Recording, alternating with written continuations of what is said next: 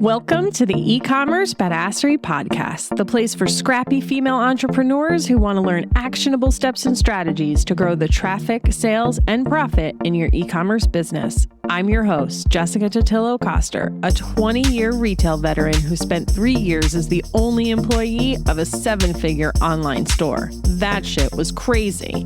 I know exactly how it feels to do all the things, and I'm sharing everything I learned the hard way so you don't have to. I may have started this business by accident, but supporting badass bosses like you lights me the fuck up, and I am so stoked to see you grow. Are you ready, babe? Let's roll. Welcome back to the eCommerce Badassery podcast. I'm your host, Jessica Totillo-Coster. This week on our year-end recap series, we're diving into your email marketing review. Whether you've been monitoring your email on a regular basis or you set up your automations 2 years ago and haven't looked at them since, this episode is for you. First, we're going to walk through some high-level numbers so you can get a quick sense of how your program is performing, and then we'll dive into some of the nitty-gritty so you know where to focus on improving these results. I've got some additional episodes to support you along the way as well, so make sure you check the show notes for those when you're ready to dive in and do the work. I promise it will make your life a lot easier. So let's start with your overall numbers. And the first thing I want you to look at is what percentage of your total revenue comes from your email marketing. The average for a typical e-commerce store is anywhere from 20 to 30%. Some stores that really focus on email marketing as a main marketing strategy have bigger lists and more built-in repeat business based on the product they sell, can see that get up to 40 or even 45%. Once you start getting significantly higher than that 40 to 50% range, that may mean you need more new customers, but it will also depend where in email that revenue is coming from. So if you are trending on the higher side, but you see that a large portion of that is from your welcome series, well, that's actually a good thing because it means your new subscribers are converting into customers, and that's what you want. If, however, you're finding that most of it is coming from your campaigns to existing customers, then you probably want to revisit your acquisition strategy. While having strong retention is super important in how you maintain and grow your profitability, you don't want to stop focusing on attracting new customers, or you may just end up bleeding your existing people dry. It's definitely a delicate balance, and I talk more about that in episode 10 of the podcast. In addition to your total revenue coming from email, I'd like you to look at what percentage of that is coming from automation specifically. Anywhere from 10 to 20% is a healthy number here. It's going to depend a bit on your business, how many new people you're bringing in, how many people you're getting back to your site to trigger those automations. What I will say, though, is if your automations are bringing in more than your campaigns, you probably need to send more campaigns. As an example, let's say you're bringing in 30% of total revenue from email. 10% of your revenue is coming from automation and 20% from campaigns. That's pretty healthy all the way around. That doesn't mean there isn't room for improvement. There always is, but there's nothing alarming here. On the other hand, let's say you're still bringing in that same 30% of revenue from email, but 10% of your revenue is from campaigns and 20% from automation. That tells me you need to send more campaigns. Once you've got a handle on these higher level numbers, it's time to start digging in deeper. And we're going to look at your campaigns first. Now, if you're being consistent with your campaigns and sending a lot of emails, you're not necessarily going to want to go in and look at them all individually. That will take you forever. What I recommend you do is look for patterns. When do you see spikes in success, whether it's open rate, click rate, or overall revenue? Of course, you're always going to see spikes when you have sales and during specific times of the year. You can make note of them, but I would also kind of ignore them because they're not necessarily a true representation of a great email strategy. What I really want you to look for are those emails that performed really well when it was somewhat unexpected. Once you find those outliers, take notes on things like the day of the week and the time of day it was sent, what type of content was inside, Were there featured products in there? Did they buy what you actually featured? Or was it a blog post that drove a lot of traffic and then ultimately sales? What was the subject line and preview text? What call to action did you use? Just record them all on a spreadsheet and start looking for those patterns. For example, in my previous day job, one of the best performing emails from a revenue perspective, not including anything that included a discount, was a simple blog post speaking to the number one problem our customers were trying to solve. The email itself just had a blurb to entice them to click to read more, and that blog post had a handful of featured items in it. If memory serves, there weren't even products listed in the email itself. The other type of email that always did well was when I had a really strong subject line or internal headline that spoke directly to the problem they were trying to solve, and then a handful of featured products to solve said problem. Sometimes it wasn't even products that I curated myself, but I would just use Klaviyo's internal product recommendations engine, and that did the trick. Those would be unique to each customer based on the data Klaviyo had about them. I also always saw that Sunday evening emails outperformed any other day of the week or time of day. The only time that didn't ring true, Super Bowl Sunday and the series finale of Game of Thrones. Ultimately, your goal here is to pull out a handful of findings that you can start testing against in the new year. But this is your baseline. Now, we're not going to talk too much about testing today. I go deeper into that on episode 167. But I do want to mention this one caveat. When you're consistently sending campaign emails to your list and you're following a general schedule, for example, I used to pretty much always send Sunday, Tuesday, and Thursday at 6 p.m. That was my minimum 3 emails per week. You will start to train your audience. I had done a good amount of testing on this and even used a tool Klaviyo has to find your best sending time, but it confirmed what I already knew. Was that because the manual testing I had done before was correct? Or was it because I had already trained my audience to expect an email from me at that time? There's really no way for me to know. But what I did know was that Sunday evenings, my customer was most likely sitting at home on the couch watching Netflix and scrolling their phones. So it seemed like a good time for them to whip out their wallet and make a purchase, and the data always backed me up. My point is, as much as I love data and am on a mission to get more e-commerce business owners to dig deeper into theirs, you need to balance that with knowing your customer and everything else you need to do in your business. Please do not hide behind your data analysis as a way to procrastinate sending the actual emails. A lot of us, myself included, do this with our web design too. We tinker with all the things thinking that some minute change is going to bring a windfall of additional results. And it can when we already have a lot of traffic, subscribers, revenue, etc. If you're doing multiple 7 figures a year, yes, tiny improvements can bring big results. But if you're still struggling to stay consistent with your email, getting people on your list, or you don't have all your automation set up, testing should not be your focus. Okay. Now, once you start recognizing some patterns in your campaign results, now we got to head over into your automations. While I love email automation because you get to set it up once and have it run for you on autopilot, I like to say they're set it and forget it-ish, because you still need to check in on them every once in a while. And if you haven't done it lately, the end of the year is a really great time to do that. The first step is to make sure you have at least the MVP version of your must-have email automations.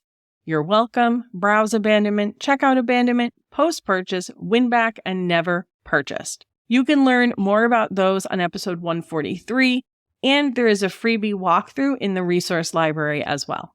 If you don't have them all set up, that is your first order of business. Next, you'll want to dive into each of them individually to see how they're performing. If you use Klaviyo, you can look at the benchmarks they provide. Otherwise, check out episode 19 of the podcast where I break them down by flow and industry. While you can go down quite the rabbit hole looking at your data here, I recommend start by looking for outliers just like we did with the campaigns. What emails are performing really well? Which ones aren't converting? Is there a flow that just isn't cutting it? For example, if you find that your checkout abandonment flow isn't hitting those benchmarks, that's the first thing I would focus on. You work so hard to get people to your site and checking out your products. Let's make sure you're not losing them because of a not so great abandonment flow. You might also find that a specific email in a flow isn't really getting a lot of engagement. The engagement might pick back up afterwards, or it may drive people away entirely. Either way, you'll want to reevaluate that and potentially just remove that email. When it comes to what to fix, that's going to depend on what the numbers tell you. Each metric is referring to something different. The open rate, that's mostly the subject line. The click rate, it's the content in your email. I break this all down in episode 167, so definitely go take a listen to that. But there are a few questions you can ask yourself and things to look at. This is what I see come up most often when I work one-on-one with clients. 1, are you overcoming common objections your customers have about buying from you in your emails? Do your abandonment emails have screenshots of reviews? Is your welcome series focused on your bestseller? Is your win-back series timed with the average days between purchases? And when was the last time you updated this content or those delays? Which leads me into some non-data specific things. So when you're thinking about your automations, I also want you to ask yourself, have you updated your branding recently? Has your product assortment changed? Is the tone of voice in your email still on brand for you? Did you change anything on your site that could affect the content in your emails? Or have you changed the way you message your products? I worked with a client years ago setting up her email automations. A couple years later, she went through a big website redesign that changed the way her products were set up, and it broke all of the dynamic content I had created in her automation, so we had to go in and refresh them. I had another client who went through a big rebrand, and her main messaging and the journey she was taking her customers on completely changed. So her email automation had to change with it. If you're a Klaviyo user, I'd also check to see if you're taking full advantage of the new email builder, which gave you universal blocks, and are you taking advantage of their dynamic content feature? Both of these allow you to create kick-ass personalized experiences for your customers, and if you're not fully utilizing them, you might be missing out.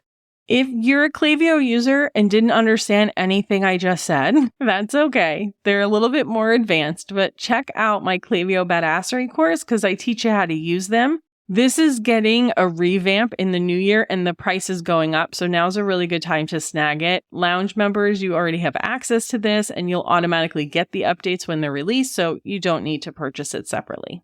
So once you dig in on all of this and you get a handle on what can use improvement, now it's time to prioritize. When it comes to your automations, I recommend you focus on the bottom of funnel flows first. Checkout abandonment, browse abandonment, even your win back. These are people that have already shown interest and shopping intent. Let's make sure we're getting them to convert. For your campaign strategy, the first step is to get consistent and probably send more emails. I recommend you increase your frequency 1 email per week for 4 to 6 weeks, monitor the results, and as long as your engagement holds steady, you can increase 1 more per week for another 4 to 6 weeks. You can even do it for a little bit longer. Maybe you go 6 to 12 weeks just so you can get a better read. You'll know if it's too many emails because you'll see your engagement tank. And when you're looking at these numbers, the engagement matters, but the revenue matters too. So I want you to look at it as a whole. While you may see your opening click rate go down, if you're still getting more revenue, that's okay. Stick to that higher frequency. If you struggle with staying consistent or knowing what to say in your emails, check out Content Badassery. It's a brand new product with 100 plus content prompts, 140 plus subject lines, and 200 plus seasonal phrases and ideas to keep your content fresh and timely. Plus, I show you how to take one piece of long form content like a blog post and turn it into 41 pieces of individual content for social media. I also show you how to identify blog post ideas for SEO and even give you the tools you need to generate your own content ideas so you never have to buy another set of content prompts again. Short story, you're gonna love this if you struggle with coming up with content. Promise. All right, there's one more metric I want to talk to you about before we go. Well, technically two, but there's one I want you to focus on because I think it's more telling than the other. If you're a Klaviyo user, you may have seen a metric on your dashboard called revenue per recipient. And depending on the size of your list and the number of emails you send, it's possible that number is less than $1. While looking at that metric and trying to improve it isn't necessarily bad, it can throw you off because that metric isn't just based on the number of people that receive your email. It's the number of emails you sent multiplied by the number of people that receive it.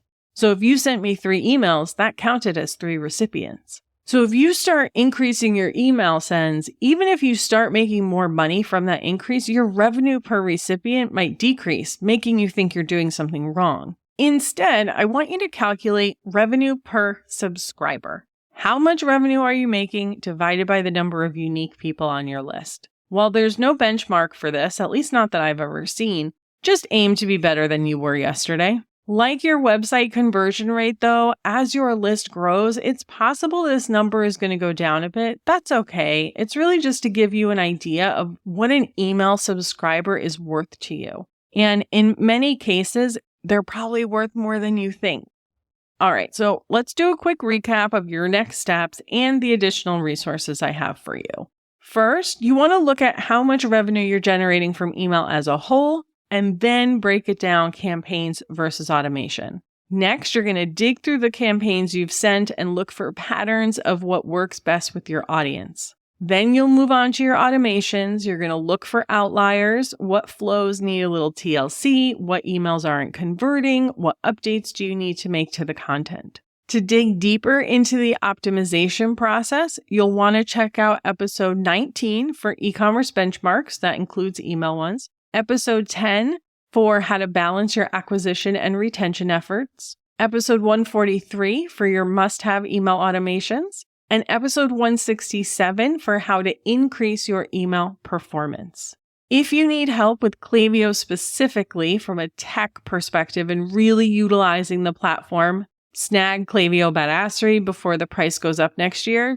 Like I said, it's getting a big revamp, but it has everything you need. You can take advantage of it right now. And lastly, if you struggle with staying consistent and knowing what to say in email, get your hands on Content Badassery. It's full of content prompts, subject lines, and other training to help you make the most of your overall content strategy. I'm so excited to finally release this into the world, and I think you're going to love it. Of course, I'll stick all these links in the show notes for you, or you can head to ecommercebadassery.com/259 to access them. If you missed last week's episode where we talk about the metrics that matter, make sure you go back and listen to that one and stick with me over the next few weeks as we continue on with this yearly review series. One last shameless ask before we go. Since it's the holidays and all, if you enjoy the podcast, if it's helped you at all in your business and you're feeling generous, all I want for Christmas is some positive podcast reviews. If you could take a moment to leave a review on Apple or Spotify, I'd be forever grateful. Thank you so much in advance. And that, my friends, is a wrap. I hope you're having a kick-ass holiday season, and I'll see you on the flip side. Thank you so much for listening to today's episode. If you like what you heard, I'd be so grateful if you'd leave a review on Apple Podcasts, and don't forget to subscribe so you never miss an episode. And if you're looking to surround yourself with more product entrepreneurs who totally get your life right now, get your booty on over to the eCommerce Badassery Facebook group. Can't wait to see you there. Until next time, e-commerce friends, stay badass.